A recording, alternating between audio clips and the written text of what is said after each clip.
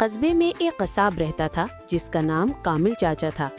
उसकी दुकान पर रोजाना बहुत से कौवे आते थे, जिनमें सबसे चालाक कौवा कालू था। जैसे ही कामिल चाचा गोश्त का टुकड़ा रखता, कौवा और उसके साथी झट से झपट कर उड़ा ले जाते। एक दिन कामिल चाचा बहुत तंग आ गया और उसने गुस्से में आकर सोचा कि एक कौवा मारकर लटका देता हूँ ताकि बाकी कौवे डर जाएं।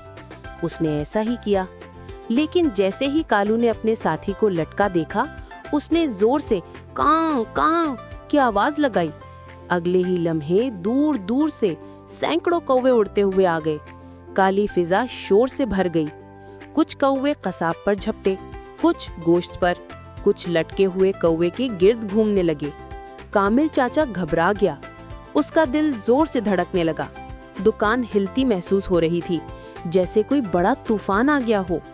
फिर एक कौवा जिसका नाम चंगल था जोर से उसकी टोपी ले उड़ा और दूसरे कौवे उसके इर्द गिर्द चक्कराते रहे। शोर इतना बढ़ गया कि पूरा बाजार हैरान होकर जमा हो गया। आखिरकार कामिल चाचा डर गया। उसने जल्दी से मुर्दा कौवा नीचे उतारा और दूर फेंक दिया। चंद कौवे अपने साथी के पास बैठे रहे और बाकी सब आसमान में उड़ गए। उस दिन कामिल चाचा ने कांपती आवाज में तौबा की कि आइंदा किसी पर जुल्म नहीं करेगा। प्यारे बच्चों, कौवों ने हमें ये सबक दिया कि इत्तेहाद सबसे बड़ी ताकत है।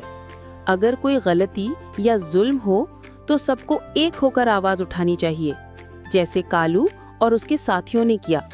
तभी हम किसी भी बुराई या नाइंसाफी का मुकाबला कर सकते हैं।